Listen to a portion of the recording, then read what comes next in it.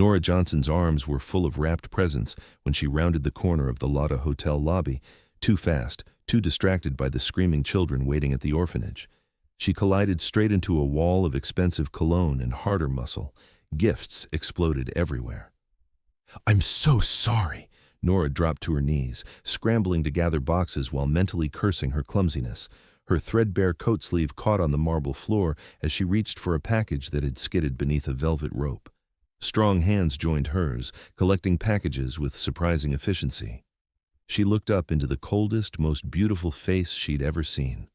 Sharp jawline, dark eyes that revealed nothing, lips pressed into a thin line of disapproval. His black suit probably cost more than her yearly salary, more than several years, actually, given how she survived on donations and odd jobs between volunteer shifts. "Watch where you're going," he said in perfect English, his accent slight but unmistakable. "I said I'm sorry." Nora snatched the last gift from his hands, irritation flaring despite her exhaustion. She'd been awake since 4 that morning, working the breakfast shift at the diner before spending her tips on these modest presents. Some of us have places to be, important places. Something flickered in those frozen eyes. Curiosity? Amusement? The man straightened to his full height, towering over her, and Nora noticed for the first time the men flanking him, broad-shouldered, expressionless, hands clasped in front of them like Secret Service agents. One spoke rapidly into a phone in Korean, his eyes never leaving her face. "More important than watching where you walk?" the man asked, his tone suggesting he'd never encountered anyone who didn't immediately defer to him. "More important than talking to rude strangers." Nora stood, clutching her rescued presents against her chest. A ribbon had come loose from the smallest box, the one containing the stuffed bear for little Minji. She tucked it back with trembling fingers, suddenly aware of how her second-hand boots squeaked on the pristine floor, how out of place she looked in this gleaming lobby with its crystal chandeliers and marble columns. "Merry Christmas." She didn't look back as she rushed away, missing the small smile that cracked Ji-hoon Park's usual mask, the first genuine one in years. "Sir," one of his men stepped forward, voice low. "Should we leave her?" Ji-hoon watched the woman's retreating figure, her ill-fitting coat and determined stride somehow more captivating than any of the designer-clad women who usually crossed his path. She hadn't recognized him, hadn't flinched at his reputation or cowered before his authority. When was the last time someone had called him rude? His phone buzzed. Business. Always business. The meeting with the Russian syndicate couldn't wait, and neither could the shipment arriving at Busan port. Ji-hoon adjusted his cufflinks, platinum, monogrammed, and dismissed the strange encounter from his mind. But that evening, as he sat in his penthouse overlooking the glittering Seoul skyline, signing off on contracts written in blood and money, his thoughts drifted back to fierce brown eyes and an armful of cheap presents, to someone rushing toward important places that clearly weren't business deals or power plays. He found himself wondering what could be so important. Nora, meanwhile, had already forgotten the rude stranger as she distributed gifts to 23 orphans, their squeals of delight worth every hour of double shifts and skipped meals. She didn't notice the black Mercedes that had followed her taxi, or the man in the expensive suit watching from across the street as she emerged hours later, exhausted but smiling. Nora knew something was wrong the moment she walked through the orphanage doors. The usual chaos of morning, children racing through hallways, laughter echoing off worn linoleum, was replaced by an eerie silence broken only by muffled sobbing. Director Kim met her in the entrance, her weathered face crumpled with distress. She spoke rapidly in Korean, gesturing toward the storage room, and though Nora's understanding of the language was still rudimentary after 8 months in Seoul, she caught enough words to make her stomach drop. Stolen, gone. All of them. Nora pushed past her, running toward the small room where they'd carefully arranged yesterday's gifts. The door hung open, lock broken, shelves empty. 23 wrapped presents, each one chosen specifically for a child she'd come to love, vanished. The stuffed bear for Minji, who had nightmares, the art supplies for Daijung, who drew beautiful pictures on scrap paper, the warm socks for little Hana, whose shoes had holes. All gone. "No, no, no!" Nora's voice cracked as she spun around, as if the gifts might materialize somewhere else. When? How? Sometime last night. Director Kim switched to broken English, tears streaming down her cheeks. Security camera broken 2 weeks ago. No money to fix the lock. She gestured helplessly. These people, they knew exactly what they were taking. Nothing else touched. The cruelty of it struck Nora like a physical blow. Someone had deliberately stolen from orphans, had known these children had so little, had been so excited for Christmas morning, and had taken even that small joy from them. Through the doorway, Nora could see the children gathered in the common room, the older ones trying to comfort the younger. 6-year-old Minji's sobs carried down the hallway, and Nora's heart shattered into smaller pieces than she'd known possible. "Can we replace them?" Nora asked desperately, though she already knew the answer. She'd spent her last one on those presents. "I can work extra shifts, Christmas is tomorrow." Director Kim's voice was hollow. "And even if we had time, there is no money. The heating bill this month. We can barely afford rice." Nora spent the next hour moving through the orphanage like a ghost, comforting children she had no comfort to give. She held Minji until the little girl's sobs subsided into hiccups, braided Sujin's hair while promising that Christmas would still be special somehow, helped the older boys clean up their room, though none of them spoke, their disappointment too heavy for words. "It's okay, Teacher Nora," 12-year-old Daijung said quietly, his eyes too old for his face. "We didn't expect presents anyway. We never do." That matter-of-fact acceptance broke something in Nora. She made it to the supply closet before the tears came, great, gasping sobs that she muffled against her sleeve so the children wouldn't hear. She'd failed them. These kids who'd already been failed by everyone else, who'd been abandoned and forgotten, and she'd promised them something beautiful and let them down. Nora slid down the wall, pulling her knees to her chest in the dark space that smelled of bleach and old mops. 8 months ago, she'd left everything familiar in Atlanta, her family, her friends, her language, convinced she was meant to serve here, to make a difference. Now she sat in a closet, broke and helpless, while children who'd already lost everything lost even more. Her phone buzzed, mom calling, their weekly video chat. Nora almost didn't answer, but her mother would only worry more if she didn't. "Baby girl." Her mother's warm face filled the screen, Christmas decorations twinkling behind her. "We miss you. How are the kids? Are they excited for tomorrow?" Nora tried to hold it together. She really did. But her mother had always been able to see straight through her defenses. "Nora, what's wrong?" It all came pouring out. The theft, the broken children, her own crushing inadequacy. Her mother listened, making soft, sympathetic sounds, and Nora could hear her father's deep voice in the background, asking what was wrong. "I don't know what to do, Mama," Nora whispered. "How do I face them tomorrow with nothing? How do I explain that even Christmas can be taken away?" "Oh, sweetheart." Her mother's eyes glistened. "You being there, loving those babies, that's the gift. You showing up every day, staying when you could have left. They see that. That matters."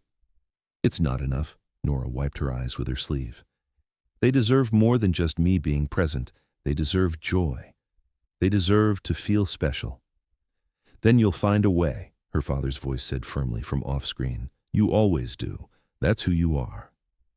After they said goodbye, her mother promising to pray, her father suggesting he wire money they didn't have, Nora sat in the silence of the closet for a long time. She could hear Director Kim putting the children to bed, their voices subdued, none of the usual bedtime chaos.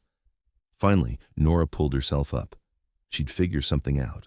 Borrow money from somewhere, beg the shops to stay, open late, sell her laptop, her phone, anything. She emerged from the closet to find Director Kim in her office, head in her hands. "I'll fix this," Nora said with more confidence than she felt. A knock interrupted her, not at the office door, but the front entrance, heavy, authoritative. Director Kim frowned. "Who comes this late?" They walked together to the entrance, and Director Kim opened the door to reveal 5 men in dark suits, their arms laden with boxes. Behind them, a black Mercedes idled at the curb, exhaust pluming in the cold December air. "Delivery for Nora Johnson," the lead man said in Korean, then added in English, "for the children." Nora stood frozen as they filed past, carrying box after box into the entrance hall. Not the modest gifts she'd purchased, These were wrapped in expensive paper with elaborate bows, each one tagged with a child's name. More boxes than there were children. Designer brands she recognized from store windows she'd never dared enter. "Wait!" Nora called as the last man turned to leave. "Who sent these? Who?" "Anonymous donor." He handed her a card, expensive cardstock, no writing except a single embossed symbol she didn't recognize. "Merry Christmas." Then they were gone, the Mercedes disappearing into Seoul's glittering night, leaving Nora and Director Kim surrounded by more gifts than they'd ever dreamed of.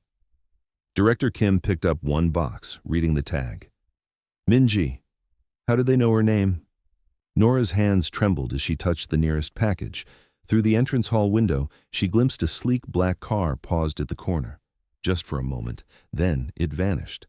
She thought of cold eyes warming with something like curiosity, of strong hands gathering scattered presents, of a man in an expensive suit who'd appeared and disappeared like a ghost.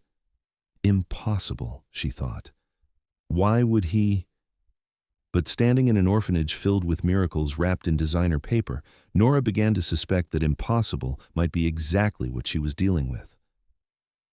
Christmas morning transformed the orphanage into something magical. The children's screams of joy when they discovered the mountain of presents had probably woken half the neighborhood. Nora had watched from the doorway as they tore through wrapping paper with abandon, their faces incandescent with wonder, and felt tears streaming down her cheeks for entirely different reasons than the night before. Now, hours later, the party was in full swing. Someone had donated a cake, actually donated through legitimate channels. Paper streamers hung from the ceiling, and Korean Christmas carols played from a borrowed speaker. Nora was refereeing a particularly enthusiastic game of musical chairs when Director Kim appeared at her elbow, looking flustered. "Nora-see, we have a visitor, a benefactor, very generous benefactor." She wrung her hands nervously. "He wishes to see the children enjoy their gifts." Nora followed, her gaze to the entrance, and nearly dropped the plastic chair she was holding. Him. He stood in the doorway like he'd materialized from her suspicions, somehow even more imposing in the orphanage's cramped space than he'd been in the hotel's grand lobby. Same expensive suit, charcoal gray today, same unreadable expression, but his eyes found hers immediately, and she saw something flicker there. Recognition, acknowledgement. "You," Nora breathed, crossing the room in 3 strides. She grabbed his elbow and steered him into the hallway, ignoring Director Kim's protests. "You sent those gifts." "I don't know what you're talking about." His tone was so bland it was almost insulting. "Don't lie to me." Nora kept her voice low, conscious of small ears nearby. "How did you know the children's names? How did you even find this place?" "Director Kim invited me." He gestured vaguely back toward the office. "I made a donation to the orphanage, substantial enough to warrant a Christmas visit." "She didn't invite you. You bought your way in."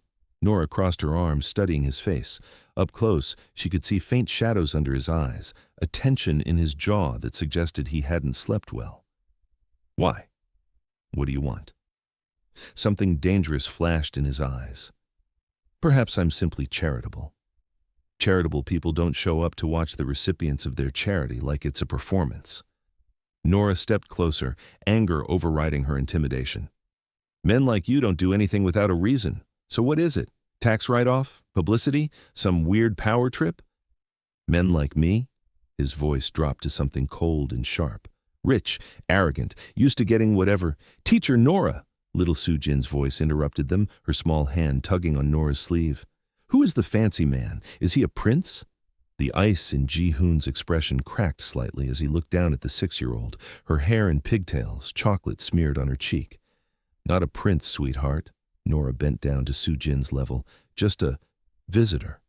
"Did you bring the presents?" Soo-jin asked Ji-hoon directly, her eyes wide.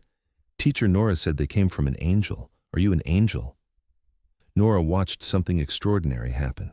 The hard mask Ji-hoon wore, the one that made him look untouchable and vaguely threatening, wavered.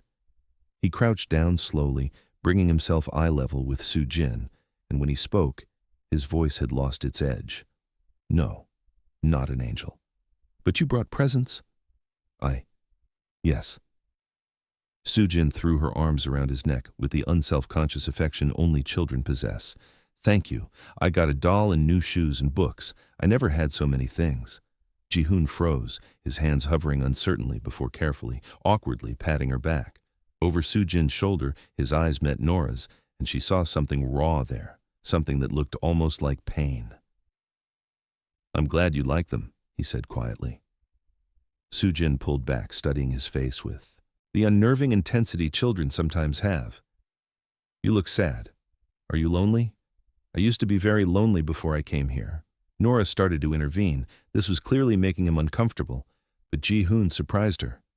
Yes, he said simply. I'm sometimes lonely. You should stay for the party. Sujin grabbed his hand with sticky fingers. We have cake and games and everything. Nora says Christmas is better when you share it. Before Nora could stop her, Sujin was dragging Ji-hoon back into the common room, chattering about all the day's activities. The other children looked up curiously at this strange, formal man being towed by their smallest member. What followed was possibly the most awkward hour Nora had ever witnessed. Ji-hoon sat ramrod straight in a child-sized chair, while 8-year-old Min-ji demonstrated her new art supplies, explaining in careful English each color's significance. He held various toys as children showed him how they worked, his expression suggesting he was being briefed on classified information rather than playing with stuffed animals. When Dae-jung challenged him to a video game on one of the donated consoles, Ji-hoon's competitive nature emerged, and Nora watched in disbelief as he became genuinely invested in winning a racing game against a 12-year-old. You're fast, Dae-jung said admiringly after Ji-hoon narrowly won. Do you practice? I used to play this long time ago. Ji-hoon's voice was distant, different version. The moment that changed everything came when Sujin, tired from excitement, simply climbed into Ji-hoon's lap and settled there like he was a piece of furniture. Nora moved to retrieve her, but Ji-hoon shook his head slightly. Sujin leaned back against his chest, playing with a strand of ribbon from her gifts. Teacher Nora says everyone in this house understands being alone. That's why we're family now. She tilted her head back to look at him. Did you understand being alone? Ji-hoon's arms came around her, protective and careful. When he spoke, his voice was so quiet, Nora almost missed it. I grew up here. The room seemed to stop. Nora's breath caught. In this orphanage? Sujin asked. Yes, 25 years ago. His eyes lifted to Nora's, holding her gaze. I slept in the room you sleep in now, sat in these same chairs, knew what it felt like to wonder if anyone would ever choose me. Nora sank into the nearest chair, her anger evaporating like morning mist. Suddenly, everything reframed itself. The extravagant gifts, the need to see the children's joy, the way he held Sujin like she was something infinitely precious and breakable. This wasn't about power or control. This was about a man trying to give children the Christmas he'd never had. Later, after the children were napping off their sugar highs and the other volunteers were cleaning up, Nora found Ji-hoon in the kitchen, staring at the ancient coffee maker like it held the secrets of the universe. It's broken, she said softly. Has been for weeks. I can make instant if you want. Please. They sat across from each other at the scarred table where staff took their breaks, cheap instant coffee steaming between them. Up close, in the harsh fluorescent light, Nora could see he was younger than she'd thought, maybe early 30s. A thin scar cut through his left eyebrow, nearly invisible unless you knew to look. I shouldn't have said those things, Nora began, calling you arrogant, assuming you weren't wrong. Ji-hoon wrapped his hands around his mug. I am arrogant. I do expect things to go my way, and I absolutely bought my way in here today. Why? Nora asked. And please, no more deflections. The truth. Ji-hoon was quiet for a long moment, staring into his coffee like it might offer answers. When he spoke, his voice was stripped of its usual authority, leaving something younger and more uncertain beneath. I left here when I was 10. A couple adopted me, wealthy, connected, desperate for an heir. His mouth twisted bitterly. They wanted a son who'd be grateful, malleable. Instead, they got me. What happened to them? Dead. Car accident when I was 15. He said it flatly, without emotion. I inherited everything, built more on top of it, made myself untouchable. Lonely, Nora said, echoing Sujin's word. His eyes snapped to hers, something vulnerable flickering there before he locked it down. I told myself I'd come back one day, help this place, but I kept finding reasons not to. Too busy, wrong timing, maybe next year. He gestured around the threadbare kitchen. Then I saw you, carrying presents for children you barely know, spending money you don't have, caring so fiercely it radiated off you. Nora felt heat rise to her cheeks. I just did what anyone— No, the word was firm. Not anyone. Most people look away, decide it's not their problem, but you ran toward it, even when it cost you everything. He met her eyes directly. You made me ashamed that I'd been looking away for 25 years. The honesty of it stole Nora's breath. She'd expected excuses, justifications, maybe even arrogance, not this raw admission of guilt and longing. The children loved having you here, she said finally. Sujin hasn't stopped talking about her prince since you left the party room. A ghost of a smile touched his lips, the first real one she'd seen. She's wrong. I'm no prince. No, Nora agreed, returning his smile. But maybe you don't have to be. Maybe you just have to be someone who shows up. Something shifted between them in that moment, fragile as first frost. An understanding that they were both trying to fill voids they barely understood. Hers shaped like purpose and belonging, his like the childhood he'd lost. Would you— Ji-hoon started, then seemed to reconsider. Would the orphanage accept regular donations, professional management of funds? Are you offering? I'm offering whatever they need. His gaze held hers. Whatever you need to keep doing this work. Nora should have been suspicious, should have questioned his motives again. Instead, she found herself believing him. Then yes, she said. We'd accept. Ji-hoon Park became a fixture at the orphanage in a way that made Director Kim nervous and the children delighted. Every Tuesday evening, without fail, a black Mercedes would pull up and he'd emerge with his sleeves rolled up, ready to help with homework or repairs or whatever Nora assigned him. You're too comfortable giving orders to a man who probably has people executed for less, he'd said after she'd asked him to unclog a toilet. Did you just make a murder joke while holding a plunger? Nora had replied, laughing despite herself, but she'd noticed he hadn't actually denied it. 6 weeks after Christmas, their friendship had settled into something both comfortable and charged with unspoken tension. Ji-hoon never arrived empty-handed. Books for the children, supplies for the orphanage, once an entire commercial-grade washing machine that made Director Kim weep with joy. Nora had stopped questioning it, stopped looking for ulterior motives. Maybe that was her first mistake. You're staring, Ji-hoon said without looking up from the math homework he was checking for Daejung. I'm wondering if you actually know calculus or if you're just pretending, Nora countered, but her cheeks warmed. I have 3 degrees. One of them is in economics. He finally looked at her, amusement dancing in his dark eyes. Do I pass your inspection? Before Nora could answer, Sujin climbed into his lap, her usual perch now, and announced, Teacher Nora stares at you because she thinks you're handsome. I heard her tell Teacher Park. Ji-hoon's eyebrows rose while Nora wished for the floor to swallow her whole. Sujin, she managed weakly. We talked about sharing private conversations. But it's true. You said he had a face that could launch 1,000 ships. I asked what that meant, and Teacher Park said it meant, Okay, Nora stood abruptly. Time for your bath, little one. Ji-hoon's laugh followed her down the hallway, rich and genuine, and she couldn't help but smile despite her embarrassment. Later, after the children were in bed, he found her in the kitchen nursing terrible instant coffee. 1,000 ships seems excessive, he said, leaning against the doorframe. I'd settle for one decent-sized yacht. You're never going to let this go, are you? Never. He moved closer, and Nora's breath caught at the intensity in his gaze. For what it's worth, I think you're beautiful. I've thought so since you yelled at me in that hotel lobby. The air between them crackled with possibility. Nora should have stepped back, maintained professional distance. Instead, she asked, Are you hungry? His answering smile was slow and dangerous. Starving. The restaurant Ji-hoon took her to was hidden down an alley in Bukchon, the kind of place tourists never found. Traditional ondal floors, low tables, the smell of garlic and sesame oil thick in the air. My Halmione, grandmother, used to bring me here, Ji-hoon said as they removed their shoes. Before I went to the orphanage, she worked in the kitchen. Nora watched him order in rapid Korean, his formal mask slipping away in this place of memory. The owner recognized him, bowing low, calling him by a name that wasn't Ji-hoon. He waved her off with familiar affection.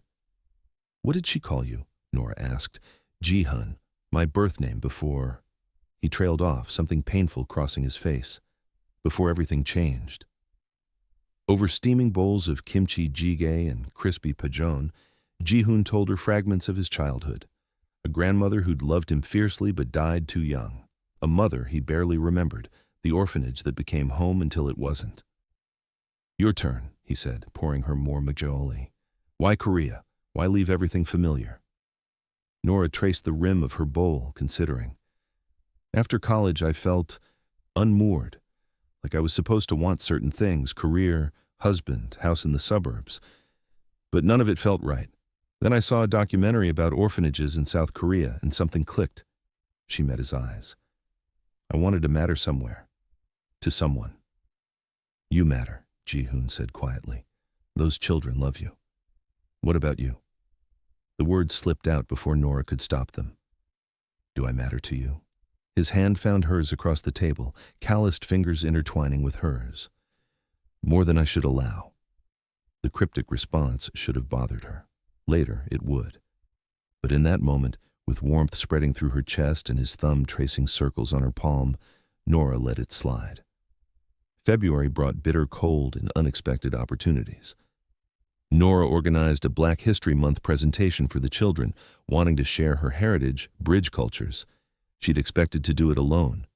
Instead, Ji-hoon showed up with translated materials, a projection system, and genuine curiosity. "Tell me about this," he said, pointing to her poster of the Selma March. So she did. Talked about struggle and resilience, about her grandfather who'd marched with King, about identity and belonging in spaces that didn't always want you. The children listened with wide eyes, but Ji-hoon asked questions that cut to the heart of things. "How do you hold on to your identity while adapting to a new culture?" he asked during cleanup. "It's not about holding on," Nora said thoughtfully. "It's about expansion. I don't become less Black by being here. I become more global, more understanding, more myself." "More," Ji-hoon repeated, something wistful in his tone. "I've spent my life trying to become less vulnerable, less feeling, less human, maybe." Nora took his hand. "You don't seem less to me." The almost kiss happened on a Wednesday night, walking back from a late dinner. Seoul stretched around them, neon and shadow, and Ji-hoon's hand was warm in hers. He pulled her into a quiet doorway, away from the crowds, and Nora's heart hammered as he cupped her face. "I shouldn't want this," he murmured, his breath ghosting across her lips. "You deserve better than—" His phone erupted with a harsh ringtone. Ji-hoon's entire body went rigid. He answered in sharp Korean, his voice dropping to something cold and commanding that made Nora's skin prickle. When he hung up, the vulnerable man from moments before had vanished, replaced by someone harder. Dangerous. "I have to go, now." "What's wrong?" "Business." He was already walking toward his car, Nora hurrying to keep up. "I'll call you tomorrow." But when he opened the car door, something fell from the glove compartment onto the passenger seat. A gun. Matte black, wickedly efficient looking. Nora stopped dead. "What the hell is that?" Ji-hoon's expression shuddered completely. "Get in the car, I'll explain." "Explain what? Why you have a weapon? What kind of business requires—" Understanding crashed over her like ice water. "Oh my God, what do you actually do?"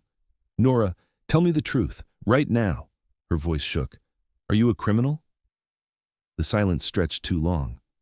"I run a distribution company," Ji-hoon finally said. "Import-export. Sometimes the merchandise attracts unwanted attention. The gun is protection." "You're lying." Nora's eyes burned. "I can see you lying." "I'm not." He ran a hand through his hair, frustration cracking his composure. "My work is complicated, sometimes dangerous.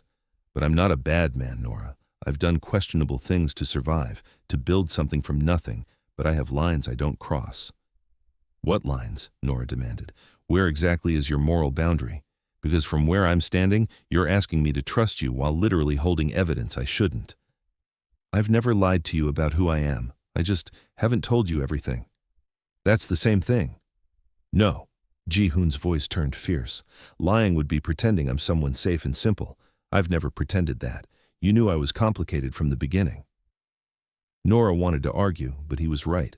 She'd seen the warning signs, the bodyguards, the expensive gifts, the way people deferred to him with fear rather than respect.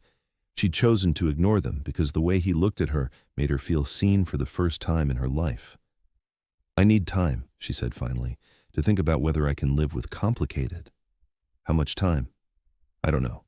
Nora stepped back from the car, from him, trying to clear her head. Just don't contact me for a while, please. She walked away before he could respond, tears freezing on her cheeks, her heart at war with her conscience. Behind her, Ji-hoon watched until she turned the corner, his hands gripping the steering wheel, hard enough to hurt. When his phone rang again, urgent, demanding, he answered with barely controlled violence. "Handle it yourself," he snarled. "I'm done for tonight." But he wasn't done. Sitting in his car outside the orphanage until dawn, making sure Nora got home safely, Ji-hoon realized with devastating clarity that he was in far deeper than he'd ever intended. And for the first time in 20 years, he had something to lose. Nora had chosen the restaurant because it was cheerful and affordable, the kind of place where teachers could celebrate the end of exam season without breaking the bank. She'd been laughing at Teacher Park's impression of Director Kim when the temperature in the room suddenly dropped. Men in dark suits filed through the entrance, 6 of them, moving with predatory precision. Other diners quickly paid their bills and left. The owner bowed low, nervous sweat beading his forehead. Then Ji-hoon walked in. But this wasn't the Ji-hoon who helped children with homework or smiled softly at Soo-jin's jokes. This was someone else entirely, shoulders squared, expression carved from ice, radiating an authority that made grown men flinch. He moved to a private section at the back, and Nora's view was partially obscured, but she could see enough. Could see him gesture sharply, making another man, older, scarred, bow his head in deference or fear or both. Could hear the low, dangerous tone of his voice, even if she couldn't make out words. Could see the moment his eyes swept the restaurant and landed on her. Time stopped. The ice in Ji-hoon's expression cracked, revealing something like terror underneath. Their gazes locked, and Nora saw him mouth a single word. Go. Nora, Teacher Park touched her arm. You look like you've seen a ghost. Should we leave? Yes, Nora whispered. We should definitely leave. But as she stood, fumbling for her wallet with shaking hands, she couldn't stop watching. Couldn't unsee the way men twice Ji-hoon's age treated him like a king or a weapon, something powerful and dangerous and not quite human. A hand landed on her shoulder.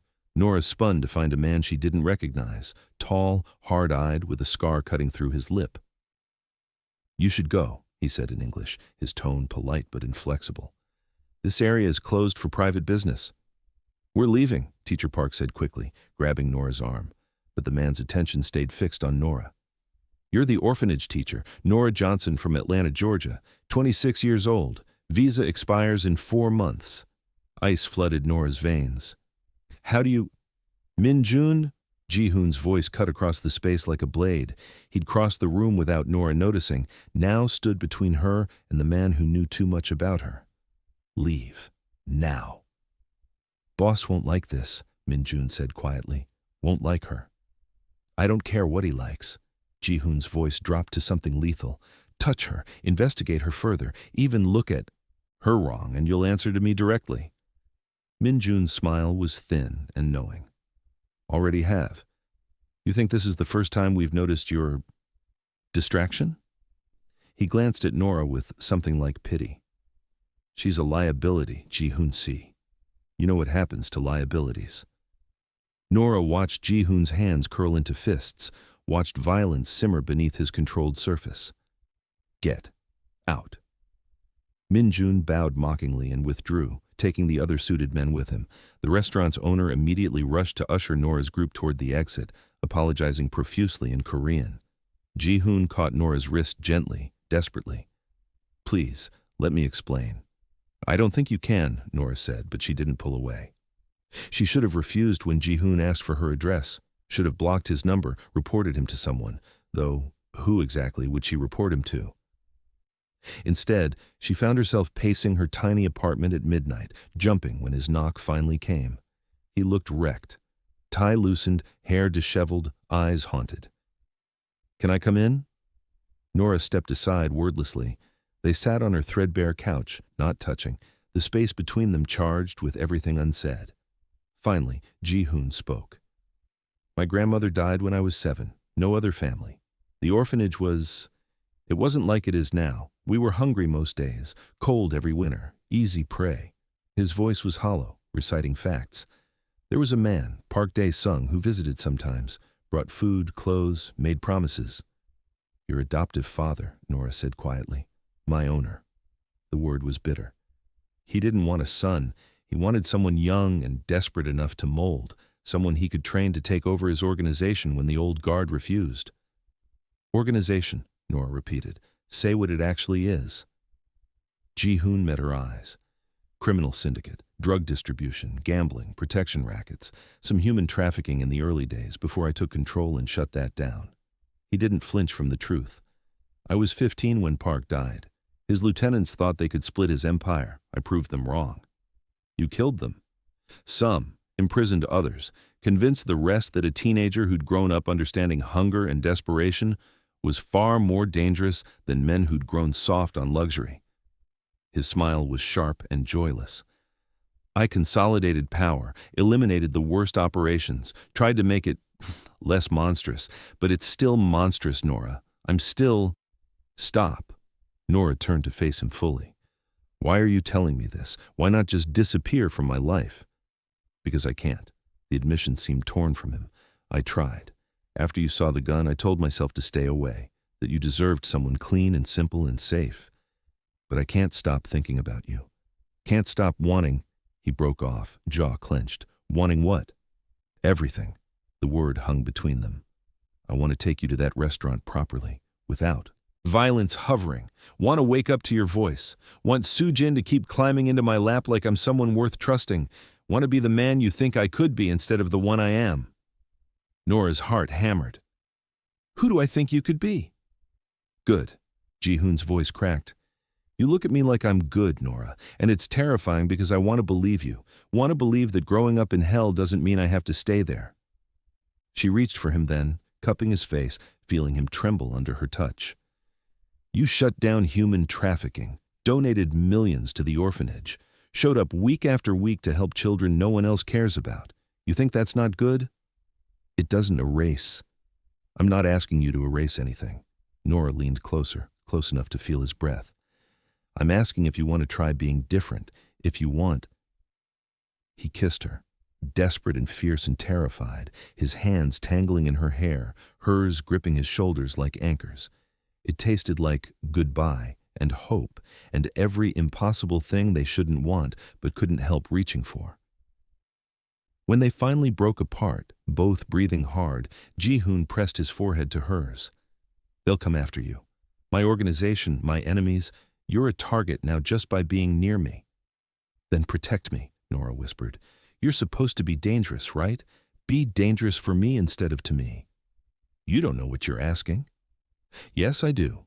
She pulled back to meet his eyes directly. "I see you, Ji-hoon. All of you. The orphan, the criminal, the man who cries when Soo-jin falls asleep on him. I see the violence and the tenderness, the guilt and the hope. And I'm not afraid. You should be. But I'm not." Nora kissed him again, softer this time. "I'm choosing you, even knowing everything, especially knowing everything." Ji-hoon's arms came around her like she was the only solid thing in his universe. "I can't leave this life. Not completely. Not yet. The power structure would collapse and people would die in the vacuum. I'm not asking you to leave. I'm asking you to let me in. It'll be dangerous, complicated. There will be nights I can't explain where I've been or what I've done. I know. You could die, Nora. They could use you against me. Then don't let them." She smiled, fierce and certain. "You've survived impossible things. We'll survive this too." He kissed her forehead, her cheeks, her lips, reverent and desperate. "I don't deserve you." "Probably not," Nora agreed, "but you're stuck with me anyway." Outside, Seoul glittered and hummed, oblivious to the impossible promise being forged in a tiny apartment. Two people from different worlds, choosing each other despite every reason not to. It should have been their ending. Instead, it was only the beginning. For 3 weeks, Nora lived in a dream. Ji-hoon picked her up after work with coffee that was always the perfect temperature. They walked through Namsan Park. As autumn leaves crunched beneath their feet, his hand warm in hers. He cooked her Korean breakfast, too spicy always, while she taught him to make her grandmother's pancakes. In the quiet morning light of his penthouse, with Seoul stretching below them like a promise, Nora let herself believe that love could conquer anything. She should have known better. It happened on a Tuesday evening. Nora was leaving the orphanage later than usual, her arms full of artwork the children had made. The parking lot was nearly empty, shadows stretching long in the fading light. She fumbled for her keys, humming Christmas carols even though it was only November. The van appeared from nowhere. Hands grabbed her from behind. Nora screamed, dropping everything, fighting with every ounce of strength she had, a cloth pressed against her face, chemicals sweet and terrifying. Her vision blurred. This can't be happening. Not here. Not. Gunshots cracked the air. The hands released her. Nora collapsed to the pavement, gasping as chaos erupted around her. Ji-hoon's men, she recognized Min-jun, surrounded the van, weapons drawn. The would-be kidnappers fled, tires squealing. And then Ji-hoon was there, lifting her, his hands shaking as they ran over her face, her arms checking for injuries. "Are you hurt? Nora, look at me. Are you hurt?" She couldn't speak, couldn't breathe. Just shook her head and buried her face in his chest while he held her so tightly she thought her ribs might crack. Later, in his apartment, she watched him pace like a caged animal. His knuckles were split and bleeding. From what, she didn't want to know. The cold, terrifying man from the restaurant had returned, but now that violence was directed at protecting her, and somehow that made it worse. "I'll kill them," he said quietly, in Korean, probably thinking she wouldn't understand. "Every single one of them." "Ji-hoon, you could have died." He stopped, his back to her, shoulders rigid. "Because of me. Because you're with me." Nora stood, crossing to him. "But I didn't. I'm safe. This time." He turned, and the anguish in his eyes made her chest ache. "What about next time? What about when I'm not there? What about—" His voice broke. She reached for him, but he stepped back. Something shifted in his expression, walls slamming into place. Nora's stomach dropped. "Ji-hoon? This was a mistake." His voice went flat, emotionless. "I was selfish, stupid to think this could work." "Don't do this." Nora's hands trembled. "We can figure it out. We can—" "There's nothing to figure out." He wouldn't look at her. "You were a distraction, an entertaining one, but I have responsibilities, a life you could never understand or be part of."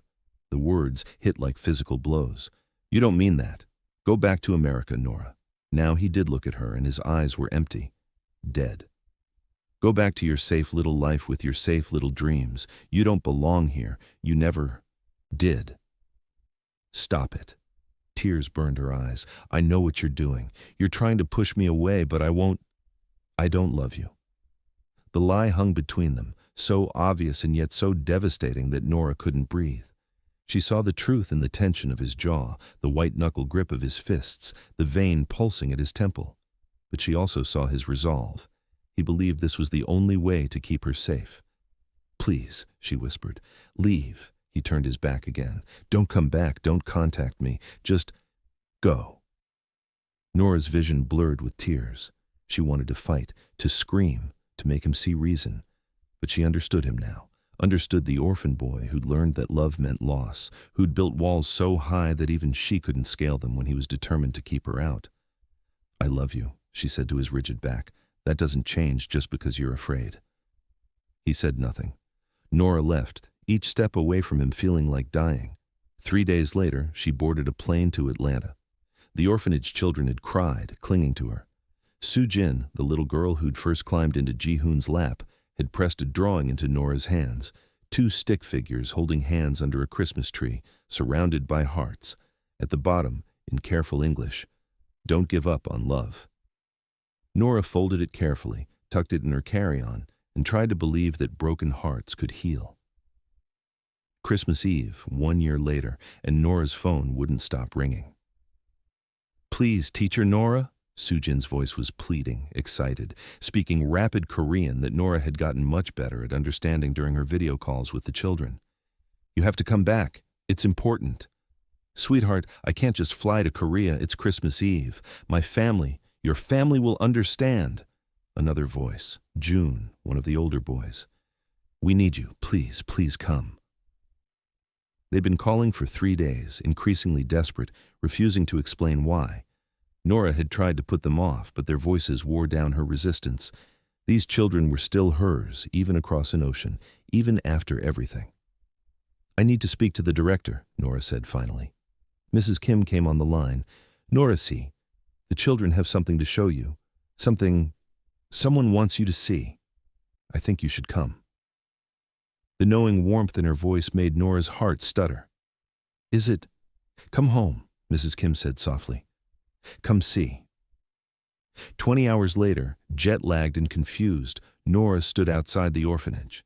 Snow fell softly, coating Seoul in white magic. But it was the orphanage itself that stole her breath. Lights everywhere, traditional Korean lanterns alongside strings of colorful bulbs. The windows showed glimpses of decorations inside, a fusion of cultures that looked somehow both familiar and new. A banner hung above the door in English and Korean. Home is where love lives. The door opened before she could knock. Children poured out, screaming. Her name, grabbing her hands, pulling her inside.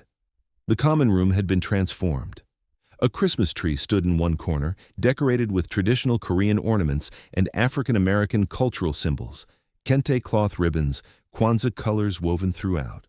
Photos covered one wall, the children, the orphanage, and scattered throughout, pictures of her and Jae-hoon. Nora's breath caught. There he was, holding Soo-jin, playing soccer with the boys, laughing, actually laughing at something Nora had said, caught in a candid moment she'd never seen. He comes every week, Soo-jin said, slipping her small hand into Nora's. After you left, he reads to us, helps with homework. But he's always sad, Teacher Nora. He tries to hide it, but we know. He asked about you, June added, every time. Is Nora happy? Is she safe? Like he had to make sure. Where is he? Nora's voice came out rough. The children smiled, a conspiracy of small matchmakers. They pointed toward the courtyard. Nora walked on trembling legs. Through the building, past the kitchen where she'd first really talked to Ji-hoon over cheap coffee, through the door to the small courtyard garden where children played in warmer months. He stood with his back to her, shoulders dusted with snow, staring at a small memorial tree the orphanage had planted years ago. He wore a simple black coat, no bodyguards in sight, looking somehow both different and exactly the same. Ji-hoon, he turned slowly, and Nora saw everything she needed in his face. The year had changed him, softened him maybe, or perhaps just freed him to be who he'd always wanted to be. No mask, no walls, just him, looking at her like she was winter sunlight after a year of darkness. You came. His voice broke on the words. The children are very persuasive. Nora took one step forward, then another. They said you've been visiting. Every week. He didn't move, as though afraid she might disappear. I couldn't stay away from them. They reminded me of you. Soo-jin said you ask about me. Every day, a ghost of a smile. Every hour, if I'm honest. Then why didn't you call? The hurt leaked through despite her best efforts. Why didn't you? Because I had nothing to offer you. Ji-hoon's hands flexed at his sides, like he wanted to reach for her but didn't dare. The man you loved was trapped in a world that would have destroyed you. I couldn't ask you to wait, couldn't ask you to risk. He stopped, gathering himself. It took a year, Nora. A year of negotiations and buyouts and burning bridges and making new enemies. But I'm out. Legitimate businesses, clean money, a life where the woman I love doesn't need armed guards to buy groceries. You did that? Nora's eyes filled with tears. You left everything? I burned down my whole world to build one where you could be safe with me. He finally moved, closing the distance between them. I have a security consulting firm now. Boring. Legal, paperwork heavy. I advise companies on protection services. It's respectable and tedious and nothing like before, and Nora, I've never been happier because every day I do it, I think, maybe now I'm worthy of her. Maybe now, she kissed him, grabbed his coat and pulled him down and kissed him like she'd been starving for a year, because she had been. Ji-hoon made a sound against her mouth, relief and joy and coming home, and wrapped his arms around her, lifting her off her feet. When they broke apart, both breathing hard, snow falling around them, he pressed his forehead to hers. "Marry me," Nora laughed through her tears. "That's not a question." "Marry me," he said again, pulling back enough to meet her eyes. His hand came up to cup her face with devastating gentleness. "Not because it's Christmas, not because of fate or circumstances or anything except this. I choose you, Nora Johnson, every day, every moment, for the rest of my life. I choose you. Will you choose me too?" "Yes." She was crying fully now, not caring. "Yes, you ridiculous man. I never stopped choosing you." The courtyard doors burst open. Children flooded out, cheering and screaming, surrounding them in a wave of joy. Soo-jin attached herself to Nora's leg while June high-fived Ji-hoon. Mrs. Kim watched from the doorway, wiping her eyes. Ji-hoon knelt, and Nora realized he had a ring, simple, beautiful, with a small diamond that caught the Christmas lights. He slid it onto her finger while children bounced around them, and snow continued to fall, and somewhere in the building, someone started playing Christmas music. "Teacher Nora and Mr. Ji-hoon are getting married," Soo-jin announced to anyone who would listen. "We're going to be a family." Ji-hoon stood, keeping Nora's hand in his, and looked around at the children. His children, really. The ones who'd kept him tethered to goodness when he had nothing else. "We already are," he said softly. Nora leaned into him, feeling his heart beat against her back, surrounded by light and laughter and love, and knew he was right.